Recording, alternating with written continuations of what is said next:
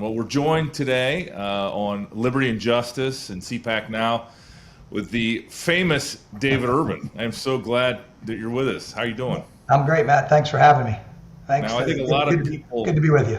Yeah, I think a lot of people recognize you from CNN. Nobody none of your listeners or viewers recognize me because none of your viewers or listeners watch CNN.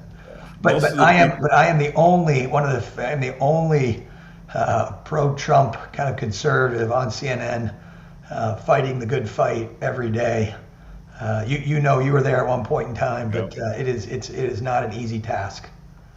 Yeah, I was there for 4 courageous months before I joined the administration, and oftentimes, I was back in the big panel days where it seemed like there was a never-ending, if 6 was good, 8 was better, and 10, and then they get people remote, and it was crazy. But I will say this, I get a lot of time. They give me time, and I appreciate the platform, and I think it's good on them for at least letting me on the air, and I applaud that, right? So I take the work unto myself to do it, but I applaud them for allowing me on and for hearing me out and giving me airtime and allowing me to get another perspective up on that screen that might not be there.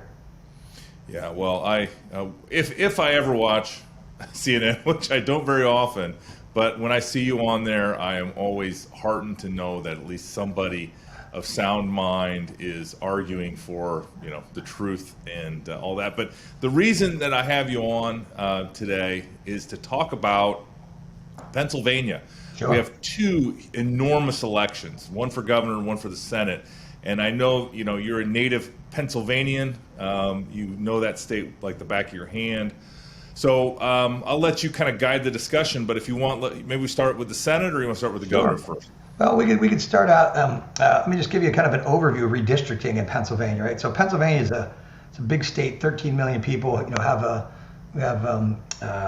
to end up losing a kind of a Republican-leaning seat here in the redistricting. There are going to be now 6 Democratic-leaning seats, 8 Republican-leaning seats, and 3 kind of toss-up seats in Pennsylvania in the new map. We're going to lose 1 Republican-leaning seat, which is bad. But during this year, if there has to be any year for it to occur, I would like that in this year because the generic ballot Democrats are doing so terribly that if we can win those seats this year, if we can win all of those Republican-leaning seats, I'm confident that we'll keep them forever. So we could end up with those 8 Republicans plus the 3 Democratic-leaning seats would be good. So So how does that's a good thing. The Senate and House races are going to be tough. The Senate race particularly is the one that's probably getting all the smoke and light right now. There's also a governor's race, but let's talk about the governor's race first. The governor's race, the Democratic side is kind of settled. There's a Attorney General, Josh Shapiro, is a Democrat. He's been in politics his whole life. He's built up a sizable war chest, lots of support, lots of people. Yeah. Tries to paint himself as kind of a moderate, pragmatic Democrat, but is none of those things. And he's going to have a very strong war chest and a lot of support. The Republican side is an incredibly fragmented field of some 13, 14. I'm not quite sure if anybody gained or dropped today of candidates. There's literally 13 or 14 candidates. Could be 13, could be 12 by the time this airs, maybe 50, maybe somebody joins. Right at this point in time. When's the filing deadline? I might get in. Well, it's exactly. So the filing deadline's coming up, and people have to get on the ballot. They have to get signatures, 100 signatures in 10 counties. So some of them aren't going to make it. So you're going to have a pretty fragmented governor's race, which doesn't necessarily, in some instances ensures you get the strongest candidate. In some instances, it doesn't because it dilutes the field such that somebody with 15% of the vote can end up winning the primary, and then you don't end up with the strongest candidate making it to the general election. There's no minimum vote requirement? There's no threshold, right? So there's no runoff. So you could win with 15, 20% and end up being the nominee. I don't know where that's going to end up. I don't know who the nominee is going to be. There's a wide range of very good candidates. Literally, we could spend the whole show just talking about the governor's race. It's kind of a jump ball. It really is a jump ball. A lot of people kind of elbowing to get that jump ball at this point. So it's really it's impossible to predict who's going to come out on top. And are you seeing a lot of those candidates wrapping themselves in the Make America Great Again movement? Yeah. So Matt, the Pennsylvania Republican primary electorate is incredibly pro Make America Great agenda, right? Secure borders. Everything that the Trump administration did resonates in Pennsylvania. Everything that stood for less regulation, more freedom, energy independence. Pennsylvania is a huge fracking state.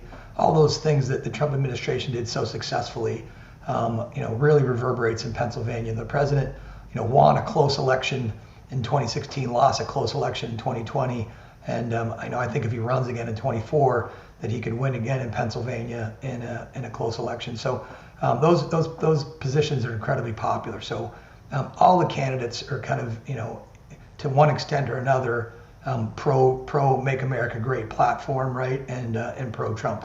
And so, it's really tough, as I said, to kind of call it. So, the Senate race is there's a little bit more a narrowing. There are fewer candidates, and I am, full and fair disclosure, I'm more involved in that race in one particular candidate, but I'll try to be as objective as possible. Matt, I was born and raised in the western part of the state, and in western Pennsylvania, southwestern Pennsylvania, Aliquippa, Pennsylvania. I went away for college, went to West Point, served in the military for a bunch of years. Yeah. And then I came back. I went to law school at Temple University in Philadelphia. And then I went to the University of Pennsylvania in Philadelphia. And then I was a public finance. I was a municipal bond lawyer. I helped structure debt deals for municipalities in Pennsylvania. I bet that sounds as exciting as it probably is. It's pretty thrilling, let me tell you. It's very, very heavily tax driven, and so and it's all during the end of the year. So poor folks who are doing these bond deals don't get much of a holiday ever. And then I was a chief of staff for a U.S. senator for a bunch of years in Pennsylvania, and so I've traveled around to all 67 counties. I've seen them all, know what the difference between one county and the other is. And then obviously in 2016 and 2016 I played a bigger role in the president's election than I did in the 2020 campaign, and so I have a little bit of sense of what's going on in the state. And in this Senate race, you have some really big sluggers. You have Dr. Mehmet Oz of TV fame and fortune. You have my good friend Dave McCormick, West Point grad, Princeton PhD, captain of the wrestling team, born and raised in Pennsylvania. You have Carla Sands, Ambassador Carla Sands was the Trump administration's ambassador to Denmark, I believe. You have Kathy Barnett, African American, former veteran, and then you have Jeff Bartos, who is a real estate lawyer. And so, before where we are now, that's kind of the top tier, because there's more. That's the entire tier, right? And so, interestingly, let's press rewind and just go back a bit. And for a while there was only two candidates. There was Sean Parnell, and there was Jeff Bartos. And Sean Parnell is an Army combat veteran, very pro MAGA agenda guy. The president had endorsed him, if I remember. The president had endorsed him, and then unfortunately he's going through some family issues, tough divorce. And he decided to step aside to try to get those things right and get his family straight. And so when Sean stepped aside, I think a lot of folks saw that there was a vacuum created, and there was a real opportunity for somebody strong to come in and run in Pennsylvania. And I know that that combined with what happened in Afghanistan and the Biden administration prompted a lot of folks to kind of jump in. Where these things stand right now, and this isn't just David Urban's kind of thing. This is some polling, both internal, external polling, and Democratic polling. The Democrat side, we can talk about that in a second. But it seems that the two top tier candidates now have kind of been, they've kind of separated. And this is in the, you can read this in Breitbart and other things that Dave McCormick really kind of he's leading the pack, and then Mehmet Oz is kind of second, and then kind of falls off to Carla Sands, and then Bartos and Barnett. Carlos Sands, Bartos, and Barnett are also limited by resources. They just don't have a lot of money.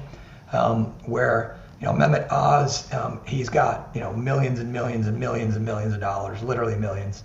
And has he demonstrated that he's willing to spend that, Dave? Yeah, they're spending a lot of money. I think that this race, probably the Republican primary, will probably all in with super PACs, and spending will be probably north of $100 million in a primary, would be my guess. And that's just in a primary, right? That's incredible, right? So resources are obviously important for getting your message out, right? There's still a lot of, if you look at the numbers, there's still a lot of not sure, right? Like the not undecided is still a pretty big vote, right?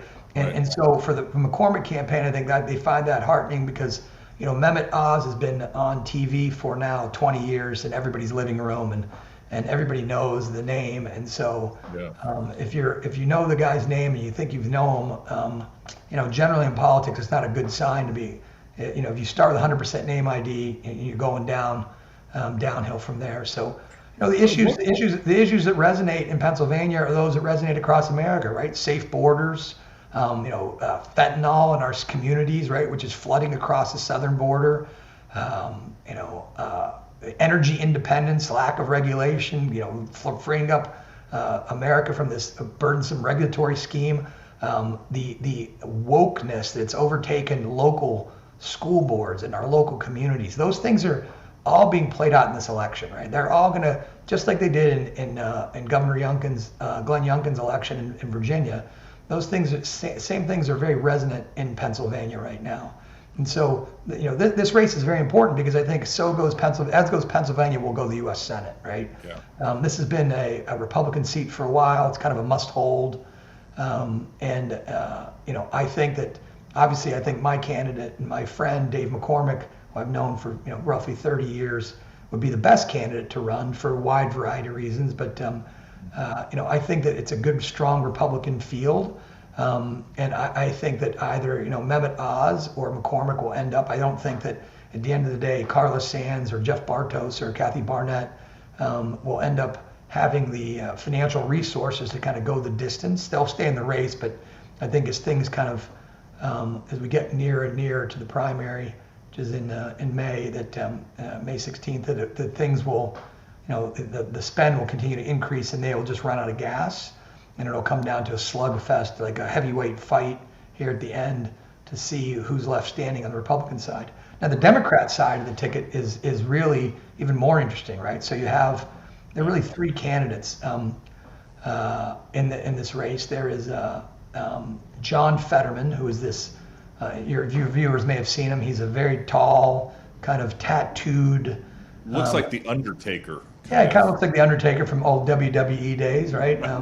Kind of bald like you and I, good, which is we're pro bald. Keeps the razor industry in business. Yeah, right, exactly. But he's actually he's not running. He's actually a socialist, right? So he ran in a Democratic primary, is basically a socialist, unabashed socialist, and unseated the Democratic lieutenant governor to become the lieutenant governor of Pennsylvania, kind of on a legalize marijuana, prostitution, socialism, defund the police. You name some wacky slogan from the left, and John Fetterman has embraced it at one point or the other. So he would be perfect for Washington D.C. then.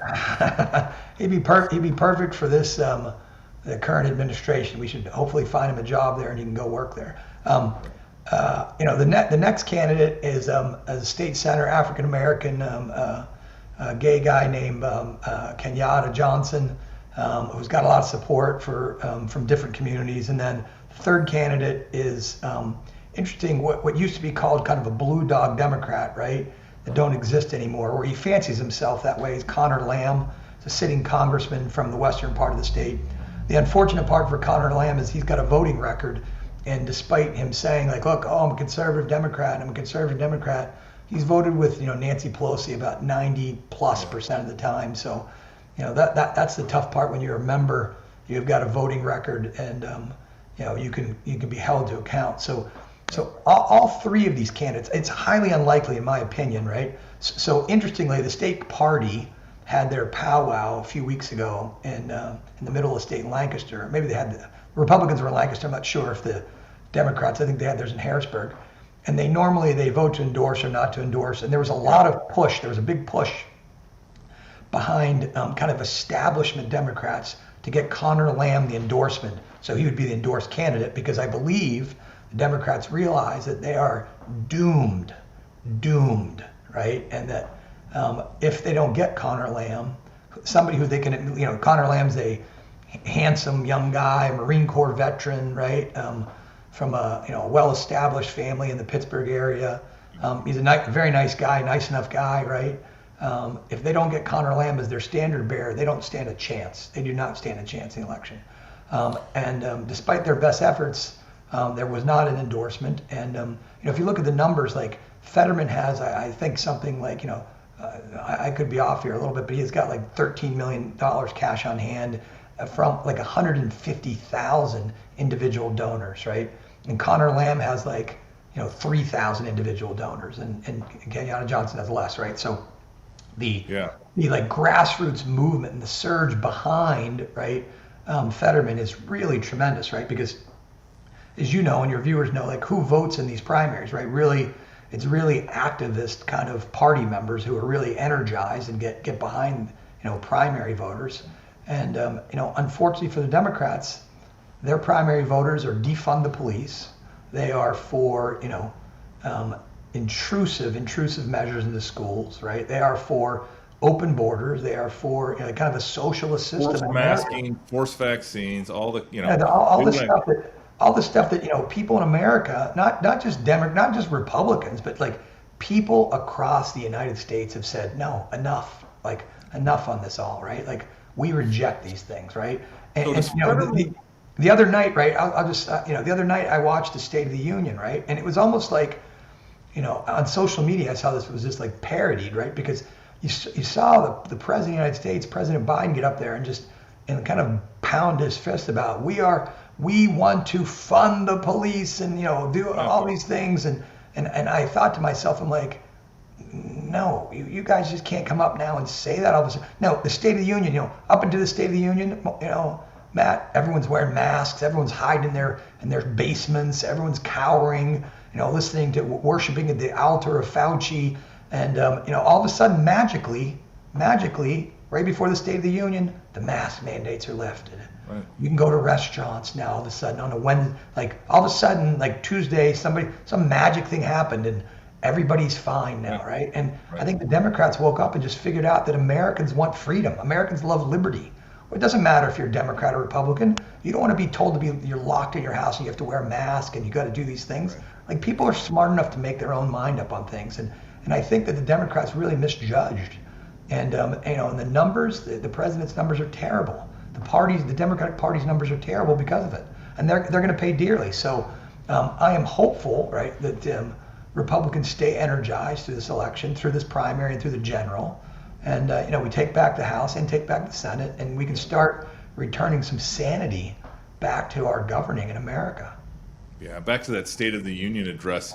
I think you're right. I mean, the Democrats, they're very disciplined and they're standing up and sitting down and applauding for all the right things. But, you had that bizarre moment of, Nancy Pelosi rubbing her paws together on burn pits. And then you had Schumer standing up enthusiastically before the punchline. And they just seemed a little disconnected from what the president was actually saying. Yeah, and then if you watch like MSNBC afterwards, you had AOC and others on there just lamenting about the Green New Deal and things like, there's a war in Europe, right? The United States, the economy's in the tank, inflation's going crazy, right? And they're talking about like, windmills and it's just, it's ludicrous, right? And so the disconnect between just people, working class people in America, Americans who go to work every day and want nothing more than a bright future for their kids, just like everybody else has wanted throughout this great country's history, right? The Democrats are just disconnected from those people for some reason. I'm not quite sure, how and why, but they just don't get it. They're just really missing the big message. They get New York City, they get like San Francisco, they get like Chicago, but they don't get the rest. There are 3,000 plus counties in America. I think they get probably about 50 counties of those 3,000. The rest just kind of scratch their head and they look at everybody like they're aliens. That's so true. So back to Pennsylvania, the Senate race. You mentioned Fetterman. It's clearly based on that small dollar, broad fundraising base. He looks a lot like Bernie Sanders. He's a big Bernie Sanders acolyte, unabashed supporter of Bernie Sanders. Yeah, and so that'll be interesting if he pulls it through. And then you think it's going to be just a slugfest, most likely between Oz and Dave McCormick. Yeah, I think so. Yeah, I do. I think so. I think that, just because they have, both sides have a lot of money. Like Mehmet Oz is not going anywhere because he's got plenty of money and he's invested in this, and his show's canceled, right? Does he stand? I have not. I mean, I followed this race a little bit, but I have not heard any of the messaging, I guess, of any of the candidates.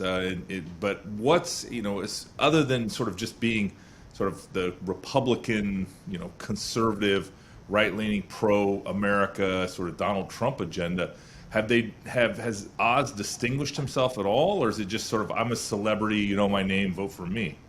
There's a little bit of that, right, Matt? I mean, I think, unfortunately, Americans are obsessed with celebrity. I think a lot of people show up at his rallies and kind of take a photo, and they're not going to vote for him, but they're just interested in seeing and meeting someone who's been on television a bunch. And if you look at his campaigns, his announcement rollout ad, looked like he could be running for Senate in any state. He doesn't even mention Pennsylvania in his initial campaign ad. It could have been shot in a studio in Burbank, Right. And by the way, during the campaign, you may have famously seen Dr. Oz got a star on the Hollywood Walk of Fame. This is how kind of, I mean, I don't know, who's advising him on this, but he went out while Dave McCormick and Carla Sands and Jeff Bartos are riding around Pennsylvania. McCormick's riding around in this Ford, F-150 on this farm, riding around and stuff. Mehmet Oz is literally on his knees on Hollywood, kissing his star on the Hollywood Walk of Fame. Well, during a Pennsylvania Republican primary election, like the discordant messaging of, like, you really kiss the ground in Hollywood versus kiss the ground in Pittsburgh. I'm not quite sure. The famous Donald Trump. I'm not sure I'd kiss the ground either place, but probably Pittsburgh would be more. I'm a born and raised Yinzer, so that's I'm kissing the ground in Pittsburgh anytime. But that just shows the disconnect. I think that Oz is not a Pennsylvania. McCormick was born and raised in Pennsylvania. Got his nomination from West Point from Pennsylvania. Ran a big company in Pennsylvania. Moved away obviously to run another company in another state, but was moved back. By all accounts, Oz is renting his house from his in-laws, and so it's a tough race. Oz just has a ton of money. I think without his money, the race he would have faded away much more quickly. Carla Sands has some money, but she is fading. You can't, and this, like, nothing. Success begets success, and so when your polling numbers look good, people donate and continue to donate, and if your polling numbers don't look good, people don't donate. And so I think that's what Bartos' campaign and the Sands campaign and the Kathy Barnett campaign are lacking from that a little bit. People don't sense there's an inevitability there, where I do think there's an inevitability around, like, the McCormick candidacy. I think there's still going to be, a sprint to the finish. Right. When is the primary date? May 16th, and so I think that it's still 60 days away, which is 100 years away, right? There could be, lots of things take place. I mean, as we just see with going on in Ukraine day by day, right? Things change by the moment, and there. So, it's not going to be an easy race. I do like the chances. I think McCormick will be a great senator from Pennsylvania. I think Dave's right on all the issues. He's a very bright guy. He's been a public servant for a very, very, very long time. His wife, Dina Powell, worked in the Trump administration for the president on the National Security Council. She's a very bright woman, very successful in her own right. They're a dynamic team, and Pennsylvania would be lucky to have them as senator from our state. And I think once he makes it to the primary, I think the general election will be a lot. I don't want to say easier, because you never. There's two ways to run an election. I've always been told: scared and unopposed, right? And so, but I do think the general election will look different, have a different feel and complexion than this primary. The primary, the issues are kind of they all, the Oz and McCormick and Barnett and Sands, the issues are pretty, the people's positions are pretty similar, not too dissimilar on all this. So it's really about, who do you think is going to do the best job? Who's going to represent you the best? Yeah, I've been around McCormick, Dave McCormick my whole life, and he's a great retail politician, and you get that. I mean, when he walks in a diner or a room or a gym, everybody when he leaves is like, wow, what a great guy. He's just a great guy, and that's it's not a very efficient way to campaign, but in Iowa, right, during the caucuses and the primaries, and people in Iowa say. This, Matt, people will say, like, what do you think of this guy or that woman? And they say, well, I don't know. I've only met her 10 times, right? People expect that. They expect to see their senators campaigning. So, these folks are making their way around the Commonwealth and shaking hands and making their pitches directly to the primary voters, which I think is, it's beneficial for democracy when this happens, right? You get really, get people that are engaged, and you get people who are who want to participate. And Pennsylvania's fortunate they have so many people to participate. Look, I'd like to see. I wish that they weren't all running for the Senate. I would, if I had my druthers, I'd encourage some people to run for county commissioner seats, really important big counties that have huge budgets and big agendas. I'd encourage people to run for lieutenant governor or different congressional seats that may have not the strongest candidates in it right now. But unfortunately, everyone's running for Senate. But we've got a lot of strong folks, so we're blessed in that regard. Well, in the last couple minutes, let's take a step back and look nationally. What do you see happening as national trends? Obviously, the Pennsylvania Senate seat, very important for Republicans to hold. But to pick up seats, we're looking at places like Nevada, Arizona. We're looking at just we got to hold Missouri. Yeah, we got to hold Missouri. I mean, the map is as it goes for Republicans. It's not a great map. This is actually the map that I think in 12, I believe, is when we really got lost a bunch of seats. It's a tough. Listen, the Senate map is tougher, much tougher, right? The House map. Look, you have 30 plus House Democrats saying they're not running again, right? That tells you something. When you're a senior House member and you're not going to run again, you're basically saying, I don't want to be in the minority. I've been here long enough. I don't want to be in the minority. And they know they're going to be in the minority. So each one of those House seats that is vacant, even if it's a D plus seat, right, D plus whatever, means that the Democratic campaign committee, right, the Congressional Democratic Campaign Committee needs to spend money on that seat, right? And so that's a drain on resources. The House Republicans are very, very strong. I've spent some time recently with future Speaker of the House, Kevin McCarthy, and very strong. He is out raising money for people in so many different seats around America, around this country. There's a really tough border seat along the Texas-Mexico border. It's one of the most Hispanic plus districts that we won last time with a guy named Tony Gonzalez, great American, great Republican. We're going to hold those seats again. These are big pickups, right, for Republicans. Amongst the Hispanic community, amongst these border towns. We need to keep expanding our party just beyond the traditional members, right? We've got there's a huge Hispanic population in Nevada where I think Laxalt's going to win.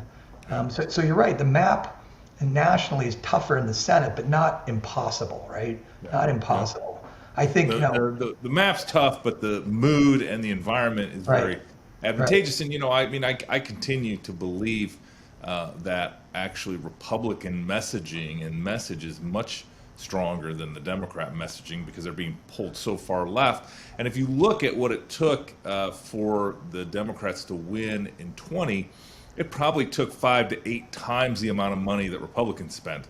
and they barely have a majority in the House and Senate. And so I think we're heading into a pretty interesting and advantageous year for Republicans. But, as a, dyed-in-the-wool Republican myself, I know we can always figure out a way to screw these kind of things up. Matt, look, unfortunately, sometimes we're our own worst enemies. And I think there's so many great things done during the Trump administration, right, that I just like to see kind of put back in place, right? I think America, our national security goals and should be aligned with our energy. We should have, our national security policy and energy policy which match, right? We should not be, we are an energy independent country, and we should go back to doing that, right? The fact that the Biden administration, turned off the spigot here is just disgraceful, I think, right? I mean, all you have to do, Dave, is look at what Germany's doing. Yep. And that is that they, essentially didn't do the 2 liquid natural gas terminals that they promised they were going to do. They've been shutting down their nuclear power plants, and now they're dependent for 40 to 60% of their energy needs in Russia, and that's how they end up in this mess in Europe right now. Yeah. Well, it is. So I'm hopeful, right, Matt? I'm hopeful that we get the Congress back, right? That some of these policies can be put back in place, and then we can blunt some of the bad things that are happening because of the Biden administration, right?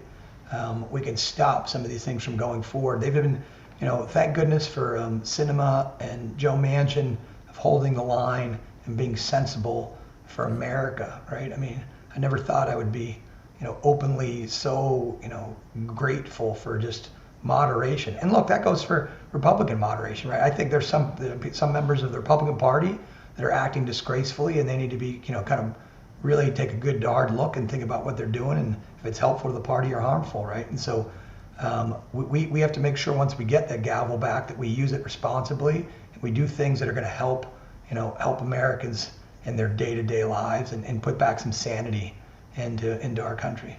Good. Well, David Urban, thank you so much for joining me today on Liberty and Justice, which Matt, thanks for having me, my friend.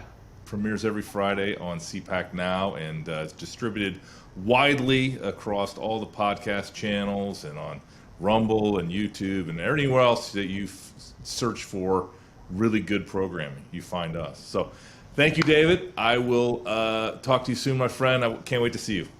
Go Hawkeyes.